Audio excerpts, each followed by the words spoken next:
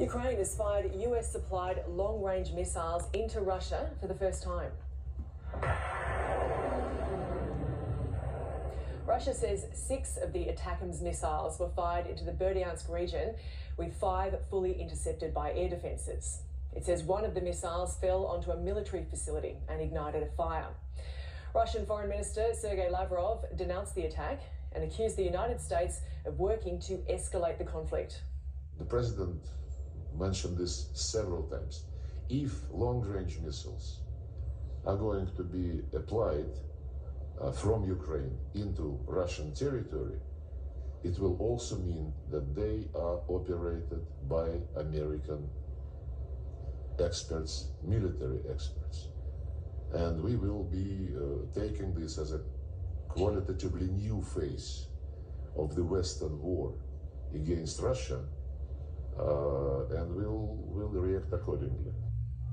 The long-range attacks came as Russian President Vladimir Putin approved an updated nuclear doctrine, which says Moscow could consider using nuclear weapons if it was subject to a conventional missile or long-range drone assault supported by a nuclear power.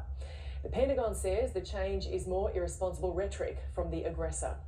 We aren't surprised by Russia's update to its nuclear doctrine. It's something that they've been signaling that they intend to update over the last several weeks. It's the same irresponsible rhetoric that we've seen before and that we've seen, frankly, for the past 2 years.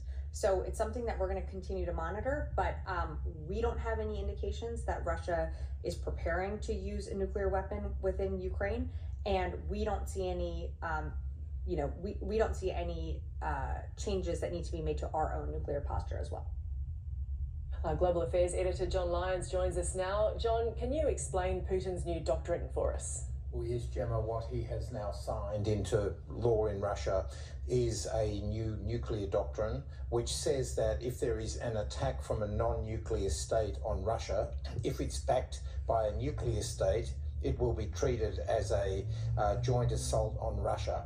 It's clearly in light of these new events, in light of the fact that Ukraine is now firing long-term missiles, ballistic missiles. The ATACMS are lethal for a couple of reasons. They're long range, about 300 kilometres. They are being fired into Russia, and they, most importantly, strategically, is they can be fired surface to surface. So rather than the shadow missiles that the British and the French have given to Ukraine, these can be fired from a mobile unit which can hide anywhere. And so the Russians won't know when they see one of these coming in the bushes, they won't know what sort of missile it's got, whether it's got an ATACMS, which goes so fast and is so much more lethal. That's why this is suddenly escalating, because the Russians, this is something they didn't want.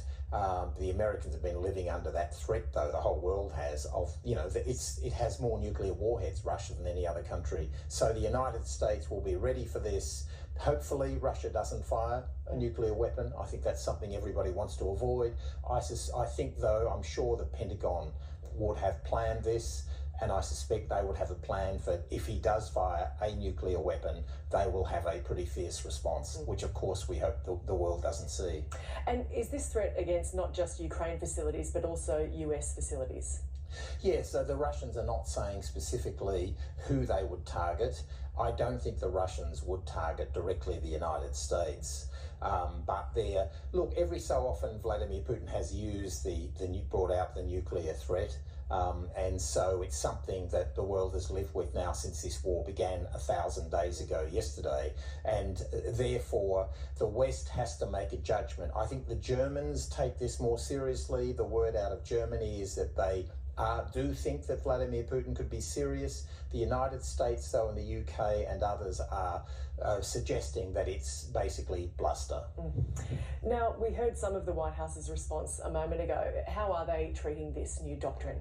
Their public line is that this is, yet more bluster from Vladimir Putin. But as I say, I think the Pentagon will be on high alert. They have a major satellite and surveillance system in Poland. They've set up in Warsaw since the war started. And so they can spot any activity. The Russians have sometimes been using, the irony here is that Vladimir Putin's complaining about the Ukrainians firing missiles into Russia. He has been firing missiles into Ukraine for the last 1,000 days, including the Kinzhal missile, which are the most lethal of all. They are to missiles what Taipans are to snakes. And so now the United States, every time, they can only be fired from the air by a MiG jet. So every time a MiG jet takes off in Belarus or Russia, the Americans get an alert and tell the Ukrainians, and they're on alert in cases of Kinzhal coming in. And the Americans have set up Patriot defense systems inside Ukraine, especially around Kyiv, to try to stop some of these missiles. But look, it's certainly escalating, and I think it's all to do with the Donald Trump factor.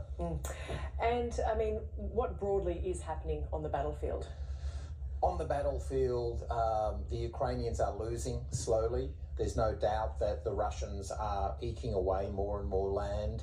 They have an advantage in the sense that there's no accountability for their losses.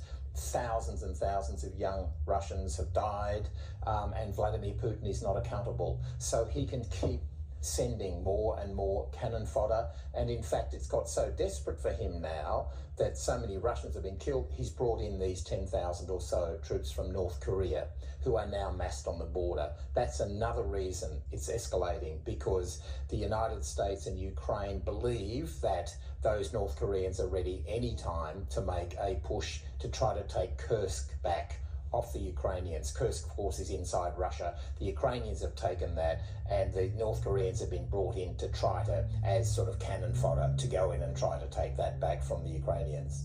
Finally, John, in this space between Donald Trump being elected and taking office, how can this influence decisions from Ukraine, from Russia, and from the US? Well, I think it's all